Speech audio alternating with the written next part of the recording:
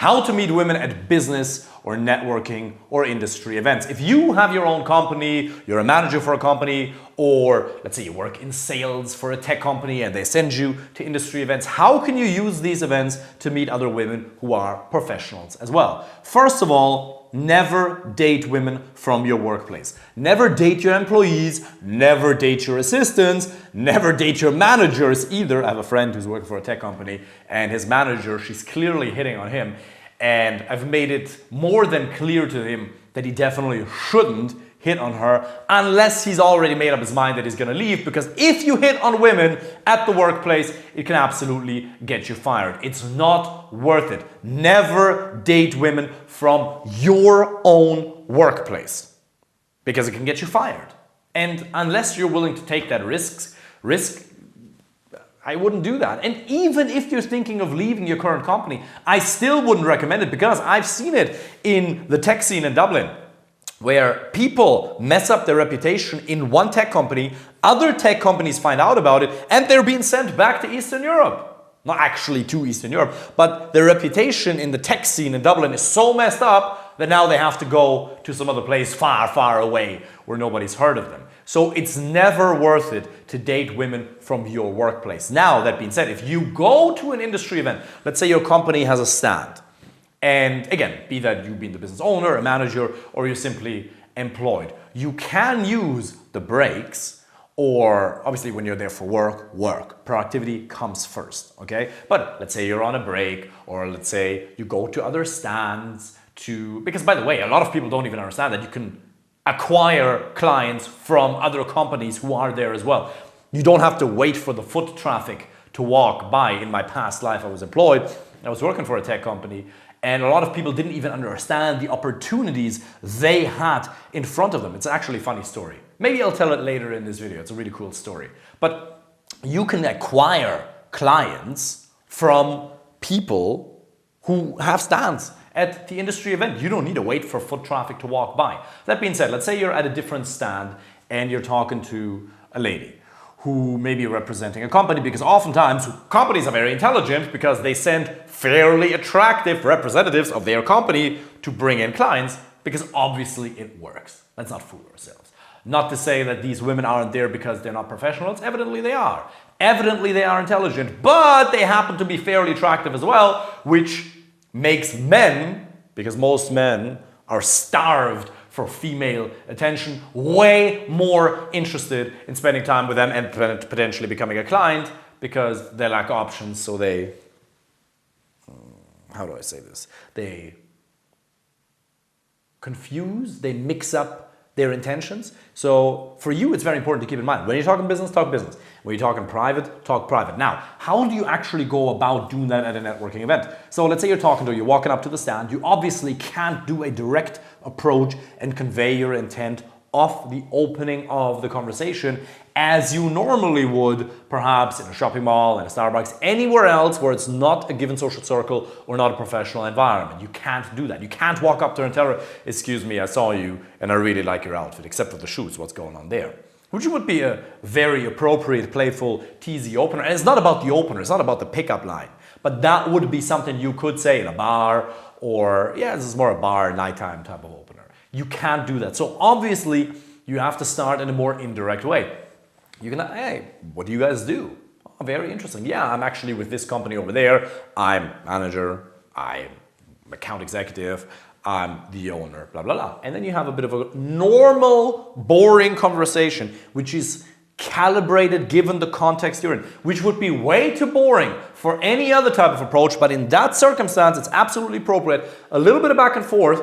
Then you see how she's reacting. If she's a little bit short with her answers, she keeps looking away, she turns her body away, or if she's actually really excited, she's smiling, she's asking you a lot of questions.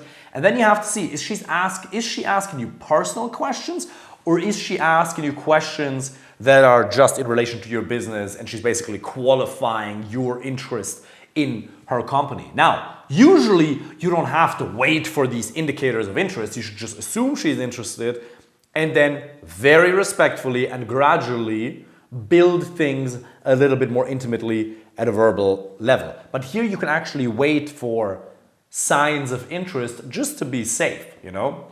So you wait for the conversation to develop a little bit and you see how she's reacting. If you can see she's interested in talking to you and she doesn't look away, she's asking you questions, then you can ask her a little bit like, okay, so where are you from? How long have you been working there? Okay, cool. So like what, you go to the gym a lot as well? Boom. You make it a little bit personal, but very gradual. You don't give her an outright compliment yet. You see how she reacts to that. And then you have to build a man-to-woman connection very gradually. And then by the end, you either exchange numbers or Instagrams. Because at the end of the event, you can either meet her for drinks, or one of these days you can connect and meet for drinks or dinner or something like that.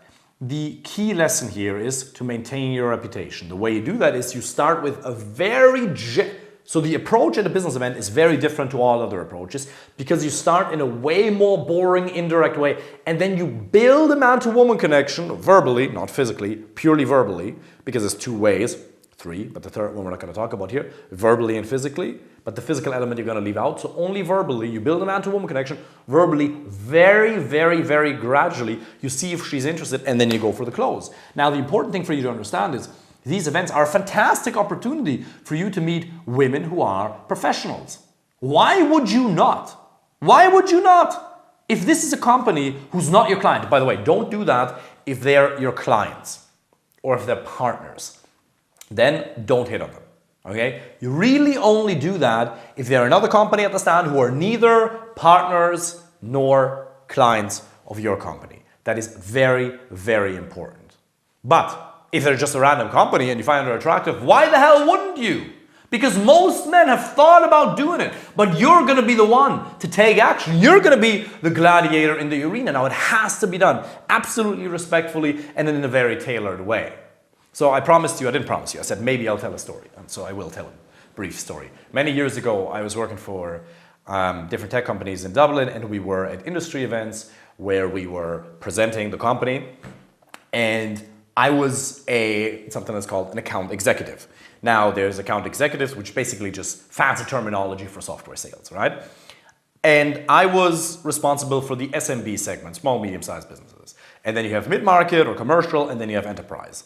And there were other account executives who were much older than me, much more seasoned, who were doing enterprise deals. They were doing the biggest deals. They've been doing that same job for 15, 20 years, right? Typical corporate bros, so to speak.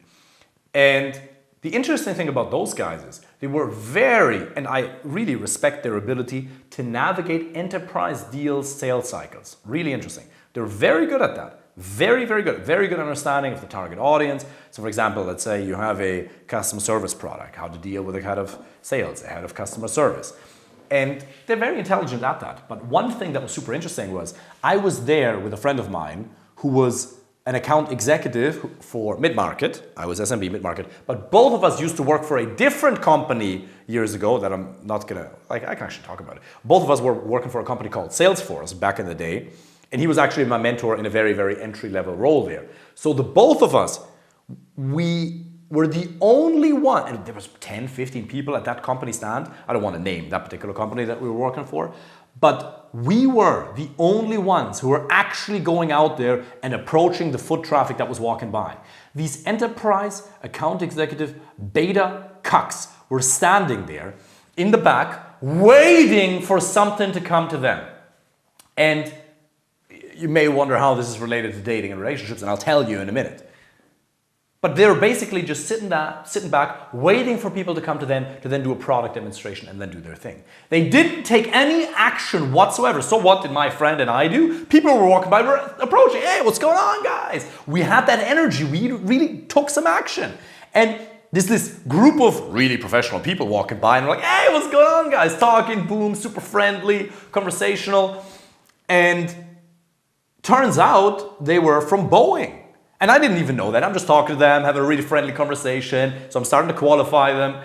And then I was having like a 5 to 10 minute conversation with them. And it took me like a minute or two to realize that they were actually from Boeing. They were walking by. They would not have stopped. And there was actually a deal that was happening with that particular tech company. I'm not sure if the deal actually went through or not, but I would have never realized that the head of whatever department from Boeing was just walking by.